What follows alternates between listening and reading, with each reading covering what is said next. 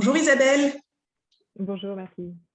bienvenue dans le sommet de l'endométriose qui est dédié pour cette édition à retrouver le bien-être naturellement.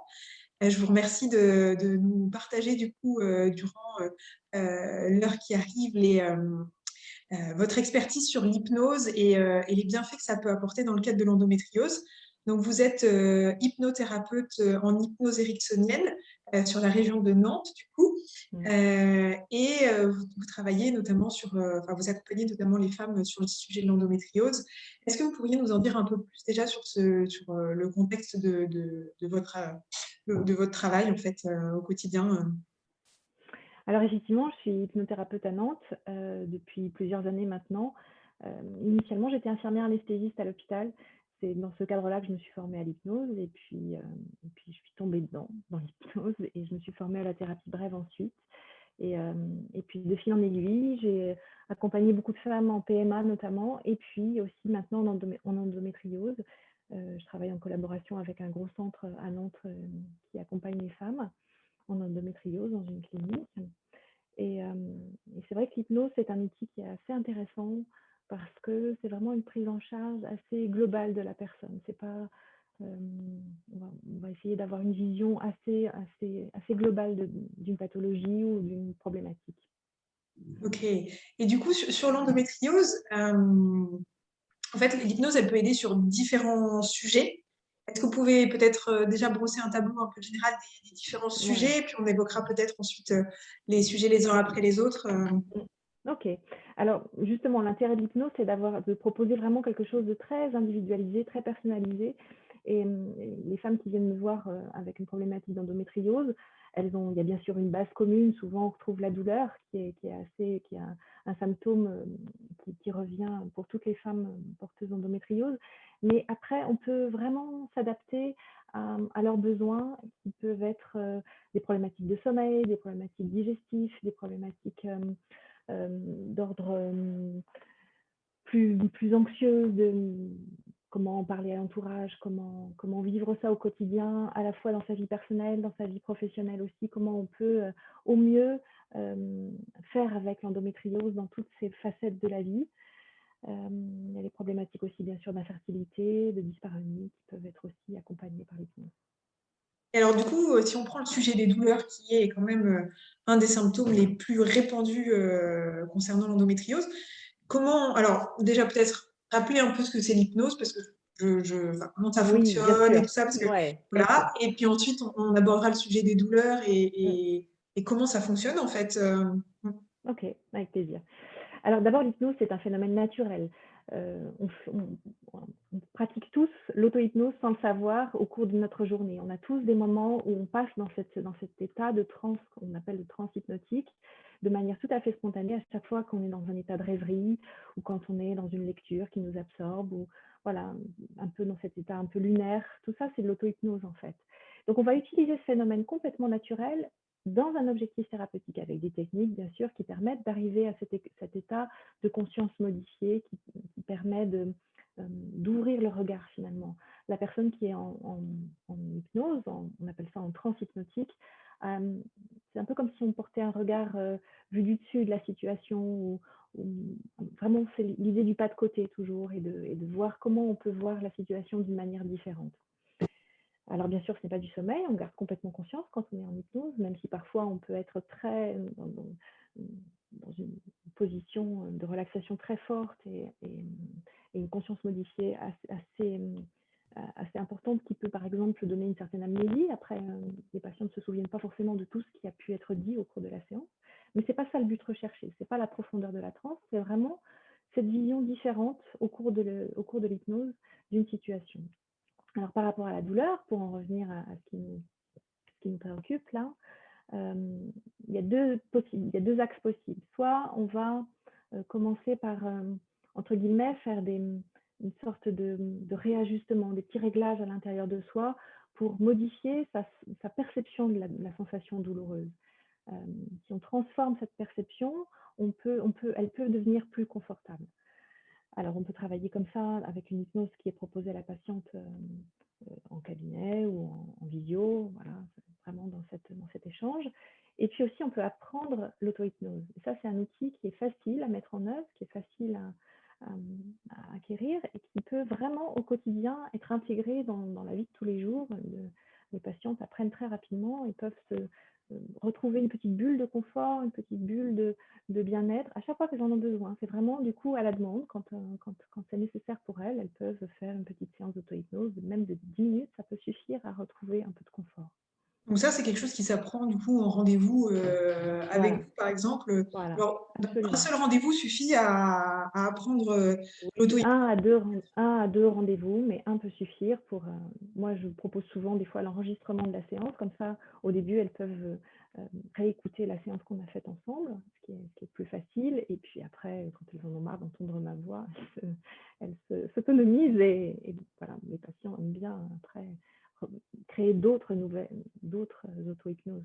Donc c'est un outil qu'on peut utiliser n'importe quand, Pour tout. même quand on est au travail, on peut s'isoler une dizaine de minutes. Alors oui, il faut Et, pouvoir trouver un ouais. petit moment de calme, mais par exemple, rien ne vous empêche d'être en auto-hypnose quand vous êtes dans le train, quand vous êtes, euh, voilà, n'importe quel moment où on peut avoir ce petit moment de calme, un petit peu, où on sait qu'on ne va pas être dérangé, où on sait qu'on est en sécurité. Voilà, c'est Et surtout. alors, enfin, moi, je m'interroge parce que moi, je suis très réceptive à l'hypnose. Je la pratique pas mal avec Mhm. du coup, une thérapeute qui est à Paris, mais je suis très intéressée pour connaître comment ça peut fonctionner sur la douleur, en fait, parce il y a, en fait, on comprend que la douleur peut venir de l'inflammation, on comprend que la douleur peut venir, voilà, mais ça, c'est des mécanismes corporels. Mhm. Comment l'hypnose modifie, vous avez dit tout à l'heure, modifie la perception de la douleur? Qu'est-ce qui change exactement, en fait?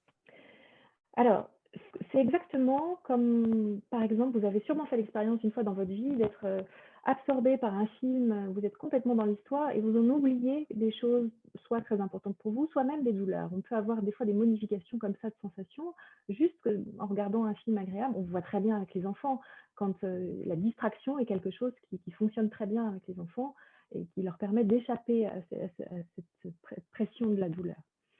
Donc ça, c'est le phénomène de distraction, de défocalisation.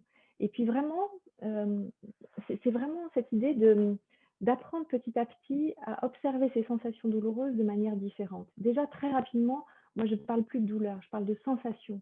Et, plus on va sur cette modification de la sensation, plus on va vers le confort. Voilà. D'accord. Oui, donc il y a le regard qu'on apporte aussi sur la Exactement. douleur Mm, qui évolue et qui fait que, mm, comme vous dites, on défocalise mm, sur le mm, sujet. mm, Tout à l'heure, vous parliez également de la partie sommeil, parce que c'est oui. vrai que la douleur joue énormément en fait sur la qualité du sommeil. Et en même temps, l'endométriose, c'est une maladie qui met pas mal en jeu le système immunitaire et donc qui fatigue énormément les femmes qui sont atteintes de cette Mm. maladie. Donc, comment l'hypnose va aller jouer sur cette qualité du sommeil pour permettre justement aux femmes de récupérer et de pouvoir bah, continuer les journées au mieux en fait par la suite. Mais là encore, il y a plusieurs manières de l'aborder. Ce sera évidemment très différent d'une personne à l'autre. Ça peut être encore l'auto-hypnose pour retrouver, pour casser l'effet. Souvent, la nuit, on a tendance à avoir des idées qui prennent un prisme un peu plus négatif. Quand les idées s'emballent la nuit, en général, on choisit plutôt le versant un peu négatif des choses.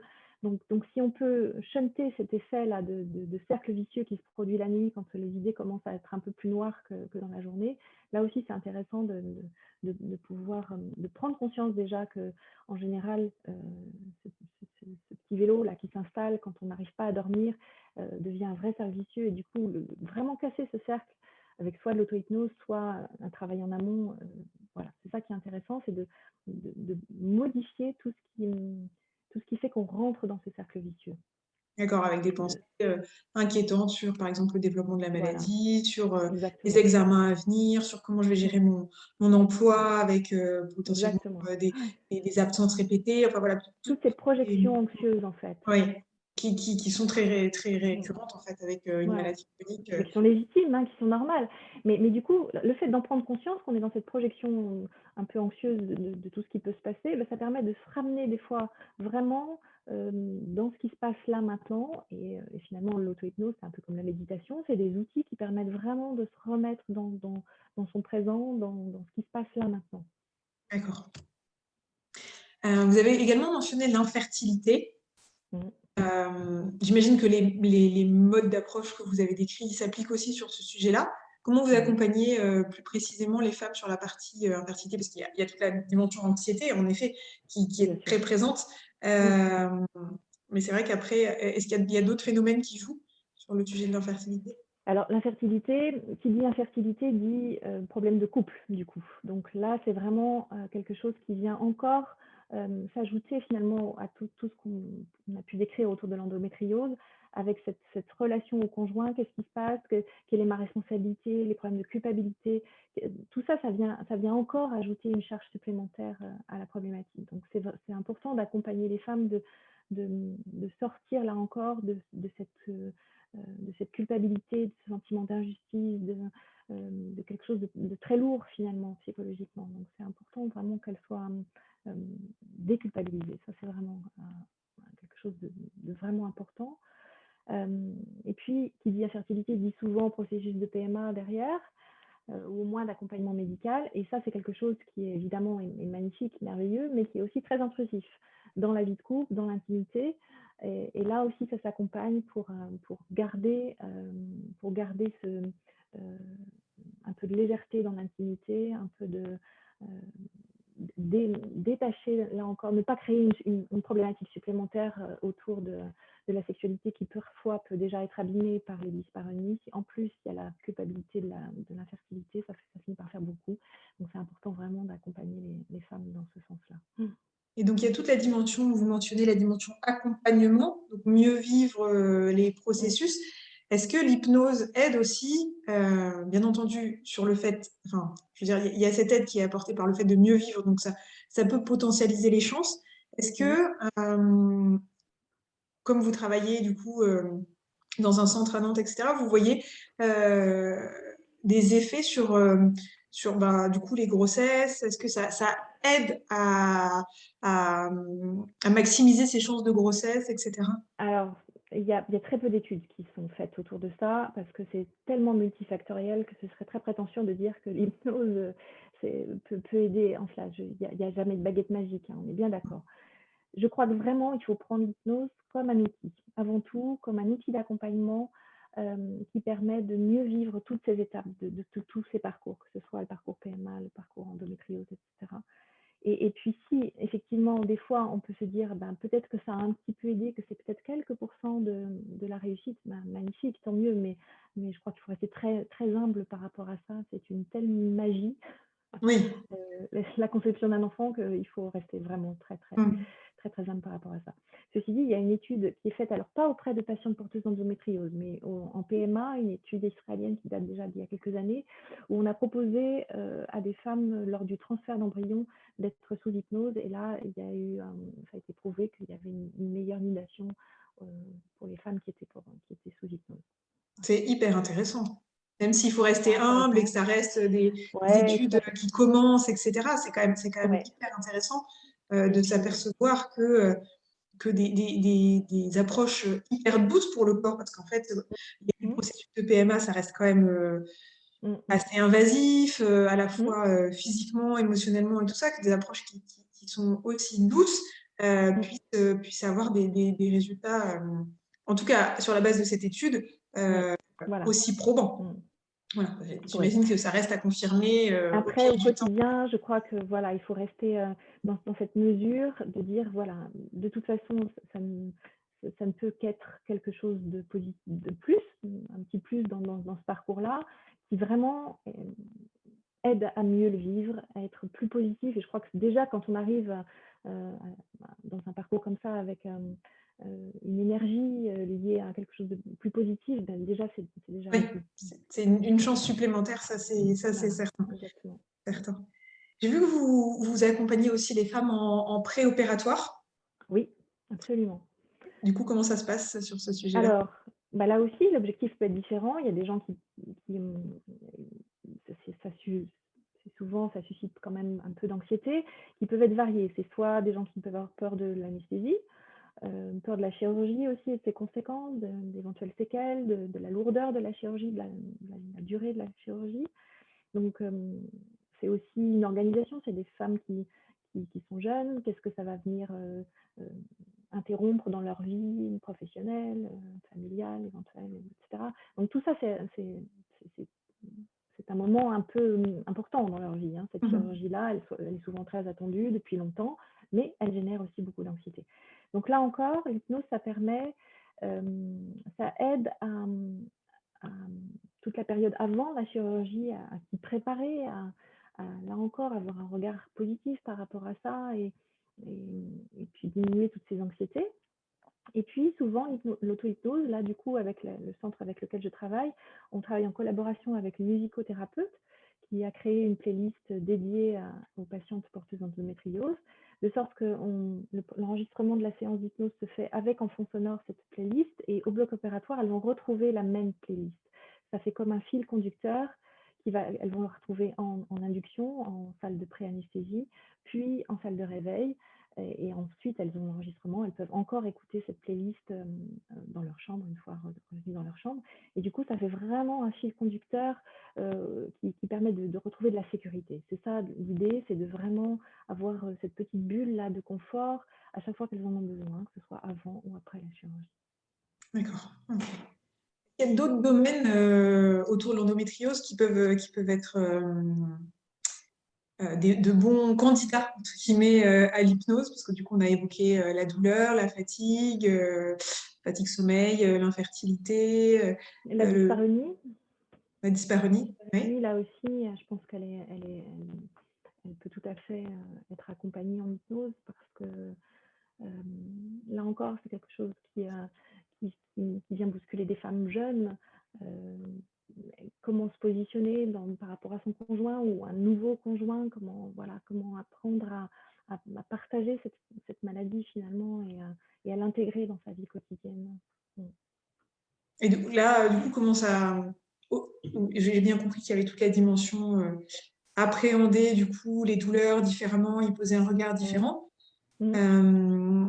Mais comment, une fois qu'on a ce regard différent, comment ça se passe? Parce qu'on ne pratique pas l'auto-hypnose durant le rapport. Donc, comment ça fonctionne un peu là-dessus?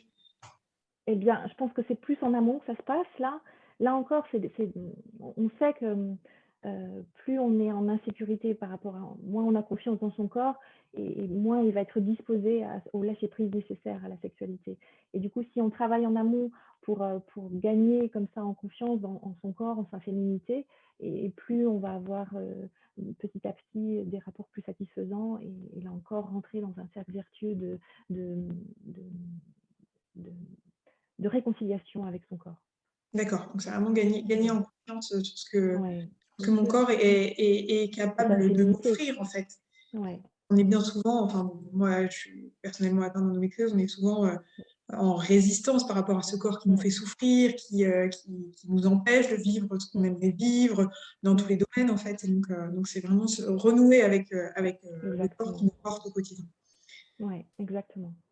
Ne plus être dans Euh, mais au contraire voilà, dans l'accueil des sensations et de ce qui se passe et comment on peut au contraire les utiliser dans sa vie quotidienne pour faire des changements nécessaires pour soi. d'accord. Et du coup, vous parliez du centre de Nantes, de la musicothérapeute. J'imagine que vous travaillez en collaboration avec d'autres Oui, personnes au niveau du centre. Comment ça se passe un ouais. peu cette collaboration Eh ben, on a ouais. la chance d'avoir une équipe chirurgicale au top, c'est-à-dire très ouverte à plein de choses différentes. Et ce qui est rare et précieux, je trouve, et vraiment on peut les en féliciter. Et du coup, on travaille vraiment, euh, quand les patients viennent au centre d'endométriose, on, on leur propose en fait une multitude de possibilités d'accompagnement, de prise en charge. Et après, en fait, elles picorent, elles font leur choix en fonction de leur propre euh, envies. Et du coup, il y a donc la musicothérapie, il y a la sophrologie, Il y a des ostéopathes, il y a des naturopathes. Ça, je pense que c'est vraiment un élément clé aussi de l'accompagnement de l'endométriose. J'en oublie, il y a des fasciathérapeutes, des kinés, bien sûr. Il y a une sage-femme formée à l'acupuncture, des psychologues, bien sûr. Voilà, il y a vraiment, j'en oublie sûrement, Ouais, mais mais c'est très diversifié voilà. parce que c'est vrai que c'est pas dans tous les centres Mm, dédiés à c'est vrai. l'endométriose. On voit des fasciathérapeutes et des naturopathes, autant tout Mm, ce qui est exactement. psychologue, kiné, etc. C'est des Oui, c'est plus professions classique. qu'on voit apparaître assez souvent. Autant les fasciathérapeutes et naturopathes à Ouais. l'hôpital, Réflexologue aussi. ouais. Réflexologue Ouais, aussi. Ouais, ouais, ouais. Mm. c'est une sacrée Oui, c'est avancée, très. moi, Mm, je mm, trouve, parce que mm, c'est vrai que c'est pas forcément des choses qui sont facilement intégrées dans les parcours mm, mm, mm. médicaux traditionnels, en fait. Donc, c'est vraiment Et super. je pense que ça offre justement cette possibilité où la patiente va vraiment choisir ce qui lui correspond et selon vraiment ses Les envies. besoins, ouais. C'est intéressant. Et Et ses répondre à besoins. ses besoins, ouais. Mm, mm. Ouais, c'est indispensable. Et du coup, par rapport à l'hypnose, tout à l'heure, je le disais, je suis réceptive à l'hypnose. Est-ce qu'il y a Mm. des gens qui sont réceptifs, des gens qui sont, enfin, des femmes qui sont réceptives, des femmes qui sont moins réceptives? Est-ce que ça marche sur tout le monde? Enfin, voilà, comment ça se passe ça? Parce qu'il peut y avoir des femmes qui disent non, mais enfin, ça marche pas du tout sur moi, donc je le fais pas. Mm, Il y a des femmes qui peuvent avoir peur aussi en mm, disant on risque de me manipuler, même si tout à l'heure vous avez dit mm, qu'on restait complètement consciente. Mais voilà, par rapport à tout ça, comment ça se passe? Alors, d'abord, tout le monde est réceptif puisque c'est un phénomène naturel. Tout le monde, voilà, est réceptif. Par contre, il y a des personnes qui peuvent y mettre de la résistance, et notamment si on a trop de peur. C'est pas la peine de se forcer à faire de l'hypnose si on n'en a pas envie. Je crois que c'est le maître mot, c'est est-ce qu'on en a envie ou pas. À partir de là, il peut y avoir des résistances liées à des peurs, et là, c'est au rôle du thérapeute de sécuriser et l'espace et le lieu et le moment pour que la séance se déroule au mieux. C'est vraiment un espace de liberté, l'hypnose. On est toujours libre, on peut encore parler sous hypnose, on est libre d'écouter le thérapeute ou pas, on est libre de ses pensées, de la construction des images qu'on peut avoir. C'est vraiment, vraiment un espace de liberté. Et, et ensuite, qu'est-ce que je voulais dire? Je ne sais plus. Oui, voilà, c'est vraiment. Il y a très peu de contre-indications, par exemple. Il en existe, mais là encore, c'est au rôle du thérapeute de voir si elles sont présentes ou pas. La principale, c'est la psychose. En cas d'état psychotique, on ne peut pas faire d'hypnose. Dans tous les cas, un médecin psychiatre, oui, mais pas un thérapeute qui ne serait pas psychiatre. Ça, c'est Ok. important. Et puis, s'il y a des problèmes d'audition aussi, c'est difficile. Et quand il y a la barrière de la langue aussi, même des gens qui parlent français mais qui ont du mal à le comprendre, c'est difficile de rentrer en transe hypnotique si on doit faire l'effort de traduction. Oui, d'accord. Voilà. Euh, du coup, combien de temps dure une séance? Comment ça se passe exactement? Est-ce qu'il y a toute une dimension quand même où la patiente va présenter son parcours? Enfin, voilà, comment se Oui, passe une séance absolument. Absolument, parce que, comme je vous disais tout à l'heure, une séance c'est pas un protocole qui va être déroulé pour tout le monde pareil. Une séance est à chaque fois très, très individualisée, très personnalisée. Et pour ça, il faut se connaître un petit peu et il faut être aussi en confiance. Donc, moi, en général, une séance avec moi dure 1 heure. On commence par discuter ensemble du parcours de vie, des objectifs de cette séance, qu'est-ce qu'elle en attend, quels sont ses besoins. Et puis aussi, qu'est-ce qui a pu se passer dans sa vie? Est-ce qu'il y a eu des choses très impactantes? Quelle est sa vie actuelle? Est-ce qu'elle vit en couple? Est-ce qu'elle travaille? Qu'est-ce qui se passe autour d'elle? Quelles sont les choses aussi importantes pour elle? Qu'est-ce qu'elle aime faire? Quelles sont ses ressources? En fait, on va chercher les ressources. Et puis, une fois qu'on a discuté comme ça, et bien après, il y a l'hypnose proprement dite, qui dure entre 20 minutes, une demi-heure. Et puis après, voilà, on vérifie que la personne est bien sortie d'hypnose, qu'elle est confortable, et puis ça s'arrête là. Voilà. Ok. Et du coup, là, vous avez mentionné des choses impactantes dans la vie. Mm. J'ai lu des études, enfin, il y a des études qui circulent sur le rôle des traumas, sur l'endométriose. Voilà, donc par trauma, on entend beaucoup de choses, hein, des choses bien sûr. qui peuvent être extrêmement Mm, graves et des choses mm. qui potentiellement sont moins graves, on va dire légalement sur le papier, mais qui peuvent être très Mais traumatisantes qui pour font la, trauma à l'intérieur. C'est qui ça qui font est trop mal à important. l'intérieur. Mm. Est-ce que vous travaillez sur ces sujets-là? Comment vous abordez les choses? Comment vous travaillez avec les femmes sur ces sujets? Est-ce que vous pouvez nous en dire un peu plus?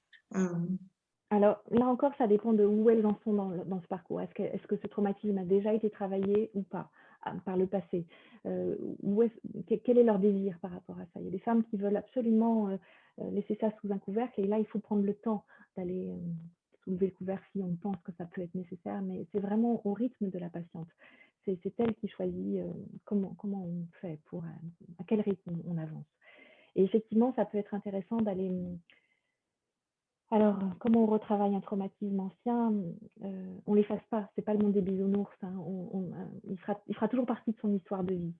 Pour autant, ce qui est important, c'est qu'il ne soit plus impactant dans sa vie au quotidienne, aujourd'hui.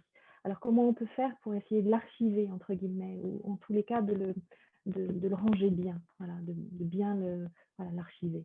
Et ça, pour ça, il faut y revenir si c'est euh, par exemple, quand c'est des traumatismes de l'enfance, eh bien, on va proposer de faire des régressions et d'aller rencontrer cet enfant qu'elle a été et elle, en tant qu'adulte, va aller sécuriser cet enfant, par exemple. C'est une des techniques possibles, mais il y en a d'autres. Voilà. Mais c'est important de prendre en compte ce traumatisme qui fait partie de sa vie. Et aussi, peut-être, de l'aider à porter un nouveau regard sur ce traumatisme. Comment, finalement, il a fait trauma, mais il a fait aussi apprentissage dans sa vie. Qu'est-ce qu'elle en a appris? Qu'est-ce qui aujourd'hui dans sa vie fait qu'elle peut aussi en tirer une force de quelle a été sa capacité de résilience par rapport à ce traumatisme, comment elle a pu le dépasser, voilà. Donc tout ça, c'est à mettre en lumière aussi, cette capacité de résilience, c'est quelque chose qui peut l'aider là, aujourd'hui, on en qui revient peut l'aider encore demain sur aussi. le changement de regard, en fait, Ouais, à exactement. avoir du coup sur sur la situation, sur l'événement qui s'est passé, etc., Mm, dont vous aviez parlé au tout début mm, de mm, notre mm, échange. mm. Donc, on en revient encore à faire évoluer ce regard. Est-ce que c'est quelque chose, alors là c'est vraiment un avis personnel, parce qu'évidemment, il y a pas, voilà, il y a quelques études qui commencent à poindre, etc. Mais est-ce que vous avez l'impression que ça joue particulièrement sur les symptômes, sur la douleur, sur la manière dont la femme vit l'endométriose? Il y a même des études qui disent, alors là, voilà, c'est à prendre avec beaucoup de pincettes, etc., qui Mm. disent que ça peut avoir déclenché l'endométriose. Voilà, c'est vraiment une chose à vraiment à prendre vraiment Ouais, tout à fait. de manière Je pense très... qu'on est Ouais. au début, là encore, c'est comme l'ouverture médicale aux médecines douces et complémentaires. Je crois que là aussi, les liens histoire de vie et symptômes et maladies, on en est au début de cette exploration-là. C'est vrai que des fois, il y a des choses qui semblent euh, presque trop évidentes, quoi. Il ne faut pas tomber non plus dans le piège de se dire il y a eu ça, donc forcément, bien sûr, c'est ça la cause et l'effet. Euh, pour autant, je pense que c'est important euh, de l'intégrer dans l'accompagnement. Là encore, le traumatisme fait partie de sa vie, la maladie fait partie de sa vie, et c'est deux choses qui a un lien ou pas finalement. Est-ce que c'est si important que ça, même si on le pressent? C'est qu'est-ce qu'on en fait maintenant? Maintenant qu'on est là aujourd'hui, qu'est-ce qu'on en fait? Comment on peut dépasser ça? Voilà. C'est Ouais, pas tellement l'idée, d'aller chercher la cause finalement, c'est d'aller chercher plutôt les ressources, les potentiels de la patiente pour avancer avec ça différemment. et de ne pas se focaliser justement sur un sujet, mais d'avoir une vision globale et de regarder Ouais. comment on Mm, peut mm. voir dans la globalité, comment utiliser Ouais. justement Mm, euh, mm. tout ça pour en ressortir grandi. Et, Exactement. Mm. euh, est-ce que vous avez des choses que vous souhaiteriez rajouter, du coup, des choses dont on n'a pas évoquées particulièrement, des choses qui vous tiennent à cœur, un message à faire passer